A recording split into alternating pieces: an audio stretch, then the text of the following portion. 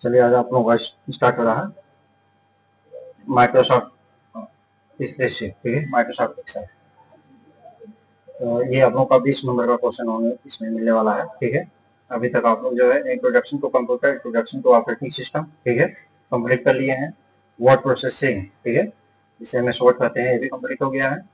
जो तीसरा चैप्टर है आपका इसमें आ गया है माइक्रो स्प्रेडशीट, यानी इसको कहते हैं माइक्रोसॉफ्ट एक्सेल, ठीक है। और लिब्रे ऑफिस में इसको कहेंगे कैल्क, CAL से, ठीक है। इसमें से भी आपके 20 नंबर के क्वेश्चन आने वाले हैं, ठीक है। इसको हम देख लेते हैं। इसमें आपका चैप्टर 4 में आ रहा है स्प्रेडशीट क्या है, मतलब स्प्रेडशीट किसे कहते हैं इसको समझ लीजिए। स्प्रेडशीट एक एप्लीकेशन सॉफ्टवेयर है, ठीक है। आपको सॉफ्टवेयर बताया गया है, सिस्टम सॉफ्टवेयर कौन है, एप्लीकेशन सॉफ्टवेयर कौन है। तो स्प्रेडशीट आपका एप्लीकेशन सॉफ्टवेयर है जिसका प्रयोग टेबलर फॉर्म में डाटा को मैनेज, एनालाइज और स्टोर करने के लिए किया जाता है। यानी इसमें डाटा को मैनेज कर सकते हैं, एनालाइज कर सकते हैं, उसको स्टोर कर सकते हैं, ठीक है।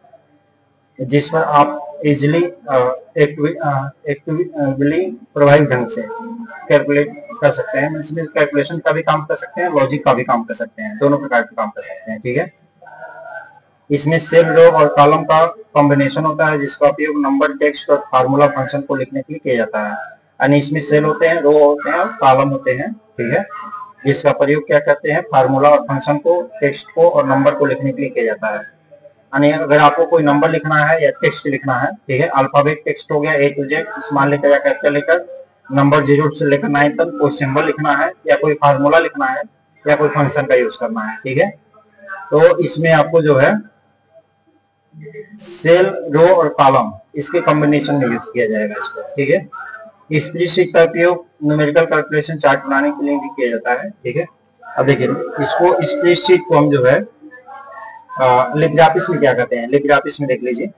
तो लिब्रे ऑफिस में स्प्रेडशीट को जो है यानी एक्सेल को कैल्क कहते हैं। क्या कहते हैं, कैल्क कहते हैं। ये भी आपका एप्लीकेशन सॉफ्टवेयर होता है। जिस प्रकार माइक्रोसॉफ्ट एक्सेल होता है उसी प्रकार आपका कैल्क होता है, ठीक है। तो दोनों में सेम काम होते हैं। यहाँ देख लीजिए, Libre office Calc Microsoft office में एक्सेल की तरह एक स्प्रेडशीट प्रोग्राम है, यानी ये भी एक्सेल की शीट की तरह है जिसका प्रयोग डाटा को कैलकुलेट, एनालाइज और मैनेज करने के लिए किया जाता है। यानी जो काम हम एक्सेल में करते हैं माइक्रोसॉफ्ट एक्सेल में, वही काम लिब्रे ऑफिस के कैल्क में करेंगे, ठीक है ना। लिब्रे ऑफिस में कैल्क मैक्सिमम 32,000 सीट होती है। यानी इसमें कितना सीट होती है, 32,000 मैक्सिमम सीट होती है। क्वेश्चन पूछे जाते हैं, ठीक है ना। और एक स्प्रेडशीट के अंदर मैक्सिमम 10,48,576 रो होते हैं, ये रो की संख्या है, और 1024 कॉलम होते हैं, ठीक है। जिसमें पहला कॉलम ए, आखिरी कॉलम AMG होता है। पहला कॉलम क्या होगा, A, और लास्ट वाला कॉलम क्या होता है, AMG, ठीक है।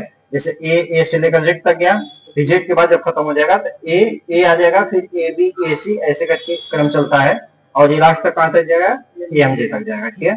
और इसका एक्सटेंशन नेम .ods होता है। क्या होता है, ods। देखिए एक्सटेंशन नेम हमेशा पूछ लेता है, ठीक है।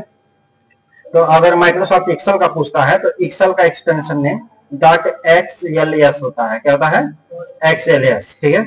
और इसका अगर कैल्क का देखा जाए तो इसका जो एक्सटेंशन होता है .ods होता है। क्या होता है, ods होता है, ठीक है।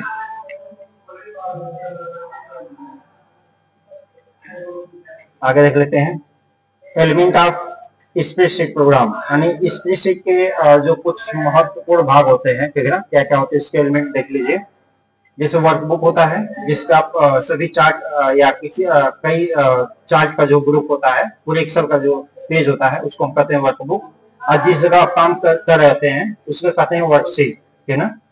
उसके बाद होते हैं वर्कशीट में होता है रो आप जान ही रहे हैं, ठीक है ना। रो आपका जो है हॉरिजॉन्टली ऐसे करके होता है, ठीक है। उसके बाद होता है कॉलम ऐसे करके होता है वर्टिकली, ठीक है, ऐसे करके।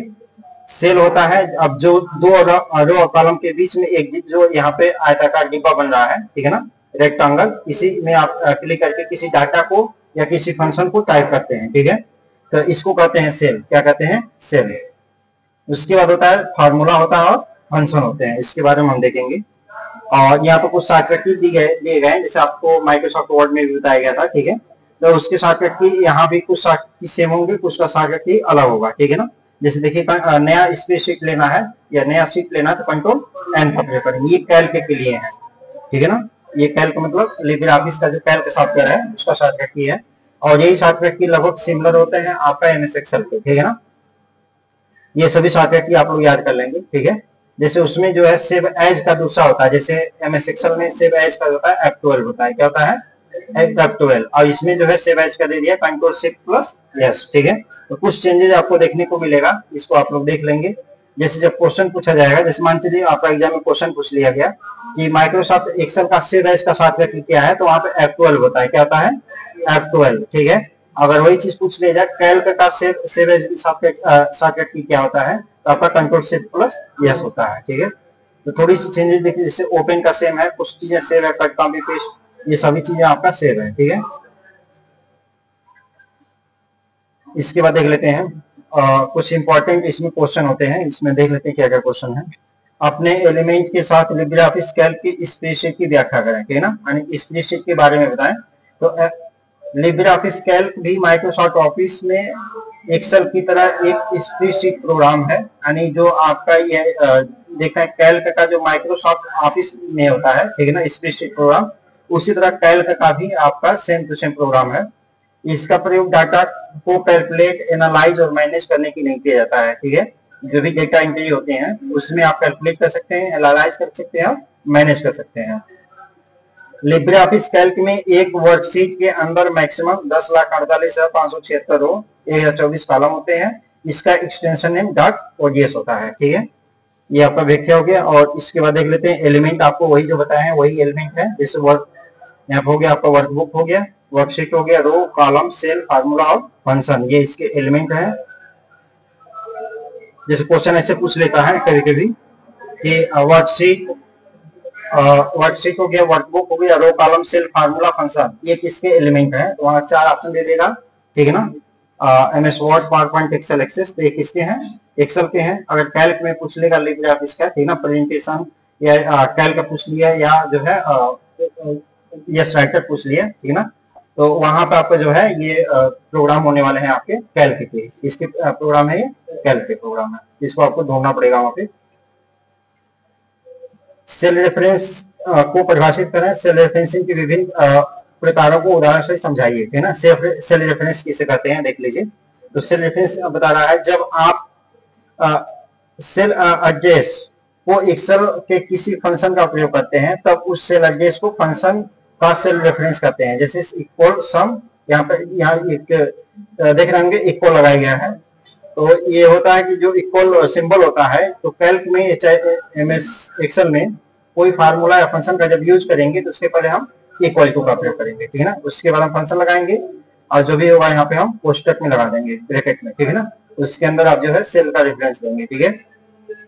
यहाँ से सेल, यहाँ पे देखेंगे सेल का रेफरेंस बता रहा है। एक्सेल में सेल का रेफरेंस 3 प्रकार के होते हैं। कितने प्रकार के होते हैं, 3 प्रकार के। देखिए पहला जो सेल रेफरेंस होता है,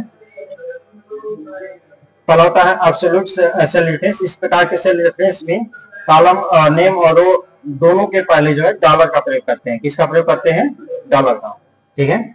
जैसे एग्जांपल के लिए बताया गया है, जैसे यहाँ पे $A और $2, जैसे यहाँ पे सेल का आपका एड्रेस है A2, क्या गया है A2, तो A के पहले भी आपका डॉलर लगाया गया है, ठीक है ना, और 2 के पहले भी डॉलर लगाया गया है। जैसे आपका यहाँ सेल रेफरेंस है B2, क्या है B2, तो B के पहले भी डॉलर आपका लगा है, B के यहाँ 2 के पहले भी लगा है ना। तो जहाँ पे डॉलर लगाया जाएगा कॉलम और सेल के पहले, तो ऐसे जो है एड्रेस को कहेंगे एब्सोल्यूट सेल रेफरेंस, ठीक है ना। उसके बाद होता है रिलेटिव, ठीक है, रिलेटिव सेल रेफरेंस। इस प्रकार के सेल रेफरेंस में डॉलर का प्रयोग नहीं किया जाता है, यानी अगर आपको यूज करना तो सीधे, जैसे मान चलिए आप लिखना तो सीधे लिख देंगे A2, क्या लिख देंगे A2, ठीक है ना। यानी इसमें डॉलर नहीं लगाया जाएगा। जिसमें डॉलर लगाया जाएगा जिस रेफरेंस में, उसको कहेंगे एब्सोल्यूट सेल रेफरेंस, और जिसमें डॉलर नहीं लगेगा उसको क्या कहेंगे, रिलेटिव। और दोनों को देख लीजिए, और दोनों मिक्स हो जाते हैं। जैसे मान के चलिए यहाँ पे दिया गया है, जैसे मान के चलिए यहाँ पे $A1, ए के पहले, कॉलम के पहले तो लगा है लेकिन 1 के पहले नहीं लगा है, ठीक है ना। तो ऐसे दोनों मिक्स हैं, तो इसको कहते हैं मिक्स सेल रेफरेंस। क्या कहते हैं, मिक्स, माने दोनों होते हैं, ठीक है ना। यानी डॉलर का चिन्ह भी रहेगा, डॉलर का चिन्ह नहीं भी रहेगा। अगर टोटली नहीं है तो आपका रिलेटिव सेल रेफरेंस हो गया। अगर यहाँ पे कॉलम के पहले और रो के पहले, दोनों के पहले डॉलर लग गया तो आपका हो गया एब्सोल्यूट। आप मान के लिए मिक्स है, कहीं है और कहीं नहीं है, तो उसको कहेंगे मिक्स सेल रेफरेंस, ठीक है ना। तो सेल रेफरेंस कितने प्रकार के हो गए? 3 प्रकार के, एब्सोल्यूट, रिलेटिव और मिक्स। अगला क्वेश्चन आपका इसमें, what is the array formula? Array formula क्या है? तो एरे फार्मूला अपने आप में कोई फार्मूला नहीं होता है, यानी जो एरे फार्मूला होता है ये अपने आप में कोई फार्मूला नहीं होता है। एरे फार्मूला किसी अन्य फार्मूला के साथ मिलकर फार्मूला को एडवांस बनाता है। क्या करता है? एडवांस बनाता है, ठीक है ना। ये अपने आप में कोई फार्मूला नहीं होता है, लेकिन इसको क्या करते हैं कि इसको साथ जोड़ करके जो है फार्मूला को एडवांस बना देते हैं। यह फार्मूला सभी मल्टीपल रेंज के साथ एक साथ काम करता है, जिन पर हम 2 या 2 से अधिक फार्मूला का प्रयोग करना पड़ता है, ठीक है ना। जैसे एक साथ आपका 2 या 3 फार्मूला का प्रयोग करना पड़ेगा, तो ऐसे फार्मूला को हम एडवांस कहेंगे, और एडवांस फार्मूला बनाने के लिए आपको एरे फार्मूला का प्रयोग करेंगे। किसका प्रयोग करेंगे? एरे फार्मूला का। चार्ट देखिए क्या होता है। एक्सेल में जो डाटा लिस्ट के रूप में इंटर किया जाता है उसे हम चार्ट के रूप में डिस्प्ले करते हैं, ठीक है ना। जैसे जो भी आप रो कॉलम में आप एंट्री करेंगे उसको चार्ट के रूप में कर सकते हैं। चार्ट के रूप में डाटा इम्प्रेस और इंटरेस्टिंग के समझने के आसान हो जाता है। जैसे मान लीजिए, और जब चार्ट के रूप में आप बना लेते हैं तो डाटा को समझाना और समझना बहुत ही इजी हो जाता है। इससे डाटा को एनालाइज करना और उसे कंपेयर करना आसान हो जाता है, ठीक है ना। जैसे किसी को अगर अच्छे समझाना है तो उसको डाटा को, जो भी डाटा एंट्री किए रहेंगे उसको चार्ट के रूप में आप जो है बना लेंगे, चाहे पाई चार्ट हो, लाइन चार्ट हो, कॉलम चार्ट हो, ठीक है। किसी चार्ट के रूप में जो है आप प्रदर्शित कर सकते हैं, उसको समझना इजी हो जाता है। देखिए पाई चार्ट क्या होता है। पाई चार्ट में आपका डाटा गोल आकार में दिखाई देता है। जैसे ये चार्ट के प्रकार है। पाई चार्ट क्या है? चार्ट के प्रकार। जैसे पाई चार्ट होता है, लाइन चार्ट होता है, ठीक है ना। अलग अलग प्रकार के चार्ट होते हैं, इसमें 2D 3D होते हैं, ठीक है ना। तो ये आपके पाई चार्ट जो बताया ये चार्ट के प्रकार है। तो चार्ट के द्वारा क्या करते हैं, जो डाटा एंट्री किए गए होते हैं उसको हम डिस्प्ले करते हैं चार्ट के रूप में, जिससे समझना और समझना आसान हो जाता है। 5वां क्वेश्चन देख लीजिए। स्प्रेडशीट सॉफ्टवेयर में फंक्शन को परिभाषित करें और किन्हीं 5 प्री डिफाइंड फंक्शन का वर्णन करें। मतलब 5 प्री डिफाइंड फंक्शन को आपको यहाँ पे बताना है। तो स्प्रेडशीट में फंक्शन बिल्ट इन कमांड की तरह होते हैं। जैसे बिल्ट इन कमांड क्या होते हैं? जो पहले से बने हुए कमांड होते हैं, समझे। तो पहले से बने कमांड होते हैं, उसका केवल हम यूज करते हैं, ठीक है। तो जो स्प्रेडशीट सॉफ्टवेयर में पहले से उपलब्ध होते हैं इन्हें प्री डिफाइंड फंक्शन भी कहा जाता है। फंक्शन कोड का एक ही हिस्सा होता है जिन्हें एक्सेल के स्प्रेडशीट एप्लीकेशन के साथ डिजाइन किया जाता है। इन फंक्शन का प्रयोग विभिन्न प्रकार के मैथमेटिकल, लॉजिकल, फाइनेंशियल कैलकुलेशन के लिए किया जाता है। मैथमेटिकल काम भी कर सकते हैं, लॉजिकल काम भी कर सकते हैं और फाइनेंशियल काम भी कर सकते हैं। यानी मैथमेटिकल के जो फार्मूला इसमें ऑलरेडी बनाए गए हैं, ठीक है, उसको आप यूज करेंगे, ठीक। लॉजिकल के भी फार्मूला बनाए गए हैं और फाइनेंशियल का भी फार्मूला बनाए गए हैं, ठीक है। इस प्रकार से तीनों मैथमेटिकल, लॉजिकल और फाइनेंशियल तीनों फार्मूला को बना करके जो आपका एक्सेल है बहुत ही एडवांस हो जाता है, ठीक है। एक्सेल फंक्शन को हमेशा पैरेंथेसिस यानी इसके साथ प्रयोग किया जाता है। जो यहाँ पर ब्रैकेट लगा रहे हैं, एक ब्रैकेट लगाएंगे तो एक ब्रैकेट को क्लोज करेंगे। अगर इधर से 2 ब्रैकेट लगाएंगे तो इधर से 2 ब्रैकेट को क्लोज करेंगे, इसका ध्यान रखेंगे, ठीक है। यानी जितना ब्रैकेट लगाएंगे उतना ब्रैकेट को क्लोज करेंगे। इन पैरेंथेसिस के बीच कुछ प्री डिफाइंड आर्गुमेंट होते हैं जो निर्देशों की तरह काम करते हैं, और इन दोनों के बीच में क्या होते हैं? प्री डिफाइंड आर्गुमेंट होते हैं। मतलब कुछ हमें सेल का रेफरेंस देने होते हैं जिस पे हमें काम कराना होता है, ठीक है ना। उस दोनों को सेल के बीच में जो दे देंगे आर्गुमेंट कहलाते हैं, ठीक है। स्प्रेडशीट सॉफ्टवेयर के प्री डिफाइंड फंक्शन निम्नलिखित हैं, जैसे हमें यहाँ पे देख लिया, जैसे sum, if, V lookup, H lookup और नेट। ये जो है आपका प्री डिफाइंड 5 हो गए। अभी और भी होते हैं, ठीक है, इसको हम आगे पढ़ेंगे, ठीक है। 5वां देखिए। अब देखिए आगे प्रेजेंटेशन है। ये तो आपका जो हो गया इंट्रोडक्शन के लिए माइक्रोसॉफ्ट एक्सेल का, ठीक है। अब चलिए हम माइक्रोसॉफ्ट एक्सेल और कैल्क दोनों हम देख लेते हैं डिफरेंस क्या है, ठीक है। तो माइक्रोसॉफ्ट एक्सेल खोलने के लिए हम यहाँ पे जो है सर्च कर लेते हैं, यहाँ टाइप कर लेते हैं एक्सेल, इंटर कर लेते हैं, और कैल्क खोलने के लिए यहाँ पे जो है हम लिख लेते हैं कैल्क। कैल्क करेंगे तो लिब्रे ऑफिस कैल्क यहाँ पे क्लिक कर देंगे तो लिब्रे ऑफिस कैल्क खुल जाएगा। दोनों सॉफ्टवेयर को हमने यहाँ पे ओपन कर लेते हैं, देखिए है। अब यहाँ पे पहले हम देख लेते हैं माइक्रोसॉफ्ट ऑफिस के बारे में। तो माइक्रोसॉफ्ट ऑफिस एक्सेल जैसे आपको बताया गया था कि टाइटल बार भी क्या कैसे होते हैं, प्रोग्राम का नाम से होगा और फाइल का नाम से होगा, मिनिमाइज मैक्सिमाइज, जिस प्रकार आपका माइक्रोसॉफ्ट वर्ड में प्रदर्शित होता था, सेम उसी प्रकार आपका माइक्रोसॉफ्ट एक्सेल में भी आपका जो है यहाँ पे दिया गया है ऑफिस बटन। बाकी ये सब आपके टैब बार दिए गए हैं। और टैब के यहाँ पे जो टूल्स ऑप्शन है वहाँ पे दिखाई दे रहे हैं, ठीक है ना। इसमें चेंजेस और भी क्या होते हैं देख लीजिए। तो यहाँ पे जो ऊपर से नीचे की ओर देख रहे हैं इसी को हम कॉलम कहते हैं, ठीक है ना। तो कॉलम का यहाँ पे देखेंगे कि ऊपर हेडिंग दिया गया है। हेडिंग किस रूप में आपका ABCD के रूप में है, अल्फाबेट करके है। और यहाँ जो यहाँ देख रहे हैं ये आपका रो दिया गया है, इसका भी हेडिंग दिया गया है। ये किस रूप में दिए गए हैं, नंबर के रूप में, ठीक है ना। और यहाँ पे किसी एक डिब्बे को हम सेल करते हैं, जैसे आपका एक डिब्बा हो गया, इसको हम क्या कहेंगे, सेल कहेंगे, ठीक है।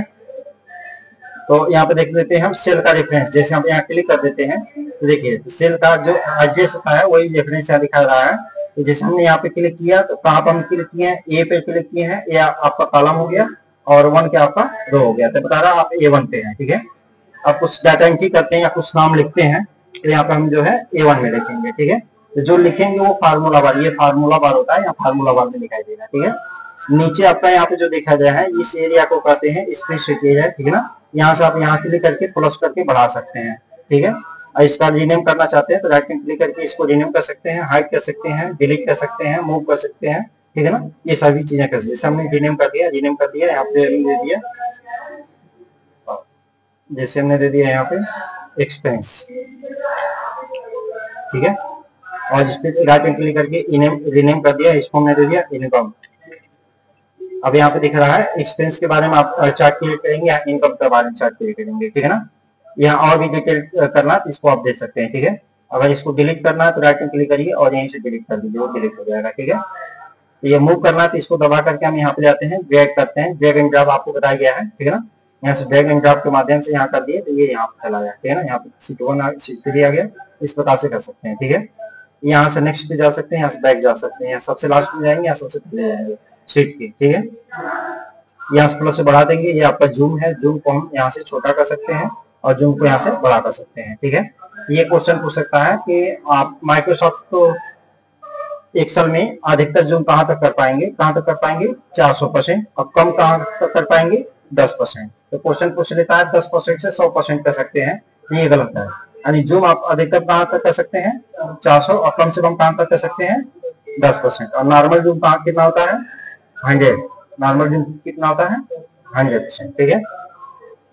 उसके बाद यहाँ पे आपका होता है, ये जो देख रहे हैं ये आपका है स्क्रॉल बार, ये वर्टिकल स्क्रॉल बार है और ये हॉरिजॉन्टल स्क्रॉल बार है, ठीक है ना। इसको ऑन ऑफ भी किया जा सकता है, यहाँ पे चले जाएंगे और व्यू में आपको दिखाई देंगे। यहाँ से भी जो है आप जो है इसको जूम को और अन्य भी चीजें हैं जूम को भी सेटिंग कर सकते हैं और सभी चीजों को जो है इसको मैनेज कर सकते हैं, ठीक है। और यहाँ पे जो देख रहा है ये पहले की तरह जैसे आपका होम में दिया गया था कट कॉपी पेस्ट, ठीक है ना, वो सब सारी चीजें हैं, लेकिन इसमें एक्सेल में कुछ चेंजेस हो जाएंगे, ठीक है। इंसर्ट में भी पहले जो आप माइक्रोसॉफ्ट वर्ड में पढ़े थे उसमें कुछ चीजें मिलते रहेंगी, जैसे यहाँ पे चार्ट के बारे में, लिंक है, वर्ड आर्ट है तो सेम है, टेबल भी सेम है, ठीक है। लेआउट में आएंगे तो आपका वही पेज की सेटिंग है, ठीक है। फार्मूला में जाएंगे तो इसमें टोटली बदल जाएंगे, टोटल फार्मूला से संबंधित आ जाएंगे, ठीक है। डेटा में आएंगे तो ये भी बदल जाएगा, रिव्यू भी आपका बदल जाएगा, ठीक है ना। तो ये सब सारी चीजें कुछ चेंजिंग है। आप पहले से यहाँ पे जाएंगे तो कुछ चीजें आपको पहले की तरह दिया गया है, जैसे आपको मान चलिए यहाँ पासवर्ड लगाना है तो यहाँ पे क्लिक करके पासवर्ड लगा सकते हैं, सेव एज करना, क्लोज करना, ठीक है ना। ये सब पहले की तरह आपका MS वर्ड की तरह है कुछ ऑप्शन, ठीक है। तो चल अब हम देख लेते हैं, अब ये तो था माइक्रोसॉफ्ट ऑफिस, ठीक है, माइक्रोसॉफ्ट ऑफिस का एक्सेल था। अब चले जाते हैं लिब्रे ऑफिस, ठीक है ना। लिब्रे ऑफिस में जाते हैं, यहाँ पे खुला हुआ है लिब्रे ऑफिस, इसके जो प्रोग्राम का नाम है लिब्रे ऑफिस में कैल्क है ना। इसमें भी मिनिमाइज मैक्सिमम बटन दिए गए हैं, लेकिन इसमें मेनू दिया गया है, देखिए फाइल मेनू है, फाइल मेनू पे क्लिक करेंगे तो आपका new, open, save as, close जो भी है, ठीक है ना, इसको दिखा रहा है।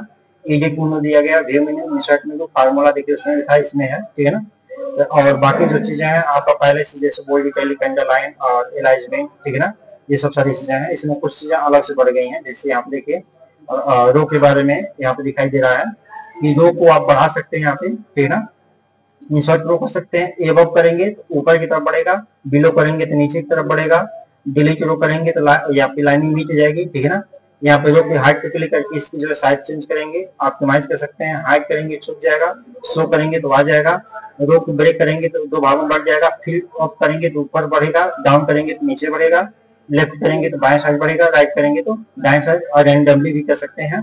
फ्रीज फर्स्ट रो को क्लिक करेंगे तो फर्स्ट रो आपका फ्रीज हो जाएगा, मतलब वो चेंज नहीं होगा, ठीक है ना। ये सब सारी चीजें दी गई हैं। और उसके बगल में भी दिया गया कॉलम, ये तो था रो, जैसे आपके यहाँ पे 3 आपका है, इस पे काम करेगा रो पे, और जो कॉलम होता है वो इस पे काम करेगा कॉलम पे, वही चीजें यहाँ भी है। तो कॉलम को अगर आप रो को बढ़ाते हैं तो आप इस लाइन के या तो ऊपर बढ़ाएंगे या तो नीचे बढ़ाएंगे, अगर कॉलम को बढ़ाएंगे तो इस कॉलम के या तो दाएं बढ़ाएंगे या तो बाएं बढ़ाएंगे, ठीक है ना। यहाँ पे दे रहा है बढ़ाने के लिए, यहाँ पे दे रहा है इंसर्ट कॉलम बिफोर, इस कॉलम से पहले बढ़ा सकते हैं, कॉलम आफ्टर इससे बाद बढ़ा सकते हैं, डिलीट कॉलम मतलब इस कॉलम को डिलीट कर सकते हैं, इसकी विड्थ चौड़ाई को बढ़ा सकते हैं, ठीक है, ऑप्टिमाइज कर सकते हैं, हाइड कर सकते हैं, शो कर सकते हैं, कॉलम को ब्रेक कर सकते हैं। फिर कॉलम के ऊपर जैसे यहाँ पे कुछ डेटा फिल किए हुए हैं, तो इस यहाँ पे जब एनालाइज करेंगे इसको तो फिल अप करेंगे तो ऊपर हो जाएगा, फिर डाउन करेंगे नीचे चला जाएगा, फिर लेफ्ट करेंगे तो लेफ्ट जाएगा, राइट करेंगे राइट जाएगा। रैंडम होता है तो रैंडमली आप उसको अपने साथ कस्टमाइज करके चेंज कर सकते हैं, फ्रीज करेंगे तो कॉलम वहीं पे फ्रीज हो जाएगा, मतलब उसको चेंज इधर उधर नहीं कर सकते हैं, ठीक है। उसके बाद होते हैं यहाँ पे जैसे शॉर्ट दिया गया है, शॉर्ट में आप ए टू जेड कर सकते हैं, जेड टू ए कर सकते हैं। जैसे मान चलिए कोई नंबर होगा, ठीक है, उस नंबर को आप ए टू जेड कर देंगे और जेड टू एड कर देंगे, यहाँ पे दिया गया है। यहाँ पे आपका दिया गया है जैसे ये आपका फंड नेम दिया गया है, फंड नेम जैसे मान लिया हम लिख रहे हैं यहाँ पे, लिख दिया यहाँ पे गंगा इज, हमने यहाँ पे लिखा गंगा इज, तो गंगा इज पहले आप देखेंगे यहाँ पर जो है लिखा गया है वो आपका लिबरेशन साइंस, ये फॉन्ट का नाम है, ठीक है ना, लिबरेशन साइंस। ये कितने पॉइंट में लिखा गया है, 10 पॉइंट का फॉन्ट की साइज है, ठीक है ना, फॉन्ट की साइज 10 पॉइंट में है, ठीक है। बोल्ड इटैलिक अंडरलाइन कुछ नहीं है, बाद में इसमें आप जो है बोल्ड भी कर सकते हैं, इटैलिक भी कर सकते हैं, अंडरलाइन में सिंगल या डबल जो भी लगाना है कर सकते हैं, ठीक है। इसमें आप कलर फिल कर सकते हैं, कलर फिल हो जाएगा। ये सेल में कलर फिल कर सकते हैं, सेल में भी कलर फिल हो जाएगा, ठीक है। ये सब सारी चीजें बाद में आप चेंज कर सकते हैं। और यहाँ पे कॉलम पे जाएंगे तो यहाँ पे प्लस का चिन्ह बनेगा, ठीक है, तो यहाँ पे प्लस नहीं बना, एरो बन रहा है, इसको दबा करके जितनी राइट साइड ले जाएंगे उतनी कॉलम की आपकी जो विड्थ है चौड़ाई है वो बढ़ जाएगी, ठीक है। इसी प्रकार हम यहाँ पे जाएंगे रो पे, तो यहाँ पे आपका एक एरो बनेगा, इसको दबा करके इसको हम चौड़ा कर सकते हैं, फिर इसको पतला कर सकते हैं, ठीक है। यानी इसके जो भी चौड़ाई को चेंज करना है इसकी हेडिंग से चेंज करेंगे, ठीक है।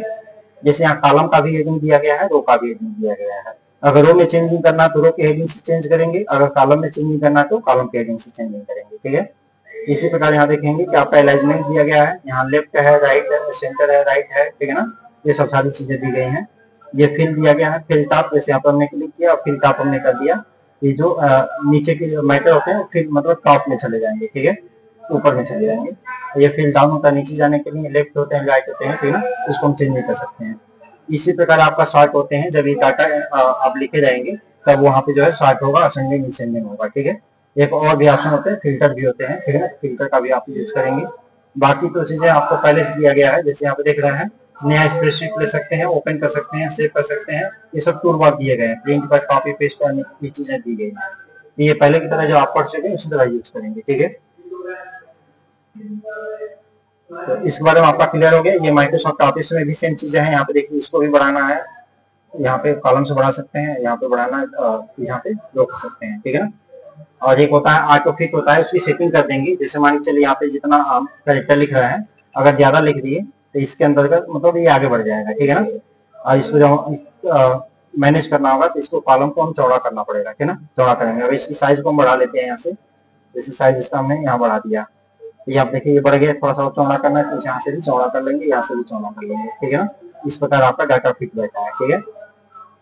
तो ये सब चीजें, एक होता है ऑटो फिट होता है, तो जैसे आप जो भी चेंजेस करते जाएंगे तो वो ऑटोमेटिक वो जितना बड़ा कॉलम रहेगा उतना ही बड़ा कॉलम ऑटोमेटिक सिलेक्ट हो जाएगा, ये आगे आपको सेटिंग बता दिए जाएंगे। बाकी इसमें भी जो यहाँ पे टूल बार दिखाई दे रहा है, ये भी पहले की तरह जो आप माइक्रोसॉफ्ट वर्ड में पढ़ चुके हैं सेम उसी प्रकार से है, ठीक है। तो इसके बारे में हम देख लेंगे। अब आते हैं इसमें हम देख लेते हैं कुछ प्री डिफाइन होते हैं, जैसे फंक्शन का यूज कर लेते हैं।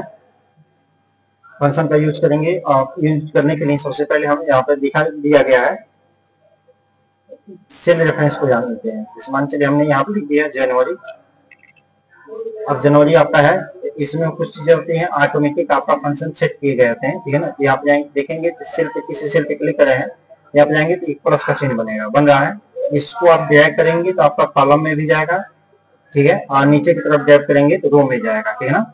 अगर ऐसे कॉलम कर दिया नीचे रो कर लेंगे ये रो में भी जाएगा, उतना सिलेक्ट हो जाएगा, ठीक है। ये जितना आप इस पे वर्क करना चाहते हैं इस पे क्लिक करेंगे तो जो भी फंक्शन आप यूज किए, इस जनवरी हमने लिखा इसको नीचे तक ड्रैग किए तो ये जनवरी में ये लिखे गए हैं, ये मंथ अगर आप लिख के ड्रैग करते हैं तो ये आपका जो फंक्शन दिए गए हैं वो एक्टिव रहेगा, कर देगा काम, ठीक है ना। अगर यही चीज हम लिखते हैं फिर जनवरी, अब यहाँ पे जाते हैं और इसको दबा करके हम नीचे तक लाए ड्रैग किए तो ये लिखेंगे केवल जनवरी ही लिखा, समझा ना। तो दोनों में दो बार कैसे लिखा है, जब हम डायरेक्ट किसी फंक्शन को यहाँ पे यूज करेंगे, जैसे हम यहाँ पे इस बार संडे का यूज कर रहे हैं, जब डायरेक्ट यूज कर रहे हैं तो आपका जो है वो सीरियल वाइज में वो आगे फंक्शन बढ़ता जाएगा। लेकिन वही चीज आप जो है मान लीजिए संडे संडे सम में लिखना है तो आप यहाँ कंट्रोल का यूज करेंगे, क्या कर यूज करेंगे, कंट्रोल का। तो यहाँ देखेंगे कंट्रोल की यूज से केवल संडे लिख देगा, समझा ना। इसी प्रकार आपका होता है नंबरिंग में, जैसे हमने यहाँ लिख दिया 1 1, इसको दबा करके हमने ड्रैग किया तो जो है केवल 1 आ रहा है, इस बार आ रहा है ना। अगर हमने लिख दिया 1 और यहाँ पे लिख दिया 2, दोनों के बीच में एक का अंतर जा रहा है। अब यहाँ पे प्लस का चिन्ह बनेगा, दबा करके इसको ड्रैगिंग करिए, देखिए 1 2 3 ऐसे लिख दिया है ना। लेकिन यही चीज जब 1 और 2 यहाँ पे लिख रहा है और इसको कंट्रोल के साथ यूज कर रहा है तो केवल देखेंगे जो 1 2 1 2 लिखे थे उस प्रकार से आ रहा है, ठीक है। ये चीज कॉलम में भी कर सकते हैं, रो में भी कर सकते हैं, ठीक है ना। जैसे हम अभी तक तो हम जो है कॉलम में यूज किए हैं, अब यहाँ पे आते हैं शीट 4 में रो में यूज करते हैं। जैसे हमने दे दिया संडे और इसको दबाकर इसको ड्रैग करेंगे तो यहाँ पे जो है कॉलम में यूज हो जाएगा, ठीक है ना। यहाँ पर मैं लिख दिया मंथ का नाम, यहाँ पे मंथ का नाम आ गया, ठीक है ना। अगर इसको बढ़ाना है तो इसको नीचे की तरह ऐसे ड्रैग करेंगे तो ये नीचे की तरफ बढ़ जाएगा, ठीक है। इसमें जो ऊपर आपका रहेगा सेम उसी सीक्वेंस में जाएगा। अगर यहाँ पे जिस सीक्वेंस में आप जो कुछ इसमें मैटर टाइप करते हैं, जैसे हमने दे दिया यहाँ पे 3 और नीचे दे दिया 9, दोनों के बीच में कितनी गैपिंग है, 6 की गैपिंग है। तो आगे जैसे ड्रैग करेंगे तो ये 6 की गैपिंग देते जाएगा, आ गया ना, ठीक है। अगर हमने दे दिया यहाँ पे 25 और यहाँ पे दे दिया 50, ठीक है ना। आप देखेंगे अब ये 25 की गैपिंग है, 25 देता जाएगा, ठीक है। अगर आप केवल यहाँ पे 25 लिखते हैं और नीचे 50 लिख देते हैं और दोनों को सिलेक्ट करते हैं और कंट्रोल के साथ ही क्रिया करते हैं तो केवल उसी को रिपीट करेगा, 25 50 25 50, ठीक है ना। ये आपके ड्रैग एंड ड्रॉप के होते हैं, ठीक है। अब कहाँ तक काम करना है, जैसे मान चलिए आपने यहाँ पे लिखा संडे, अब यहाँ पे जाएंगे डबल क्लिक करेंगे तभी ये काम कर जाएगा। ये कहाँ तक काम करेगा, जहां तक आपका डेटा ये काम कर रहा पहले जो चार्ट आपके लिख कर रहे हैं, ठीक है, वहां तक जब डबल क्लिक करेंगे तो काम कर जाएगा, ठीक है। अब देख लीजिए सेल रेफरेंस जैसे हमने बताया, यहाँ पे जब क्लिक करेंगे तो आपका जो सेल रेफरेंस है, सेल का एड्रेस है वो क्या है आपका, ये कौन सा सेल रेफरेंस है, रिलेटिव, कौन सा है, रिलेटिव, यहाँ रिलेटिव दिखा रहा है ना, जो टाइप किया गया है, कौन सा टाइप किया गया है, रिलेटिव, ठीक है ना, यानी E4। अगर यहाँ पर हम क्लिक करते हैं तो ये क्या हो गया आपका G4, ठीक है ना। जैसे आपको पूछा जाए कि सेल का एड्रेस मंडे जो लिखा गया है, पहला मंडे, उसका सेल का एड्रेस क्या है, तो आप क्या बताएंगे, कहाँ पे लिखा गया है, सी में लिखा गया है। सी का कॉलम पहले बोलते हैं, उसके बाद रो को बोलते हैं, तो यहाँ बोल रहे C3, क्या बोलेंगे C3। इसी प्रकार 3 कहाँ पे लिखा गया है, I3 में लिखा गया है ना।